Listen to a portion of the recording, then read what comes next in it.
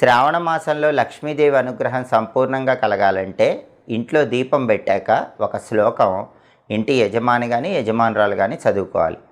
ఆ శ్లోకానికి ఉన్న గొప్పతనం ఏంటంటే, దేవేంద్రుడు తాను సంపదలన్నీ పోగొట్టుకున్నప్పుడు పోగొట్టుకున్న సంపదలు తిరిగి పొందటానికి పాలసముద్రం నుంచి అవతరించిన లక్ష్మీదేవిని ఒక స్తోత్రంతో ప్రార్థిస్తాడు. దాన్నే ఇంద్రకృత లక్ష్మీ స్తోత్రం అంటారు. ఆ ఇంద్రకృత లక్ష్మీ స్తోత్రంలో ఉన్న ఒక అద్భుతమైన శ్లోకం శ్రావణ మాసంలో రోజు ఇంట్లో దీపం పెట్టాక యజమాని కానీ యజమానురాలు కానీ చదువుకుంటే లక్ష్మీదేవి శాశ్వతంగా అనుగ్రహిస్తుందని పద్మపురాణంలో చెప్పారు. ఆ శ్లోకం ఏంటంటే, నమస్తే సర్వలోకానాం జననీం అబ్జ సంభవాం శ్రియమున్నిద పద్మాక్షీం విష్ణువక్ష స్థలస్థితాం. ఇది శ్లోకం.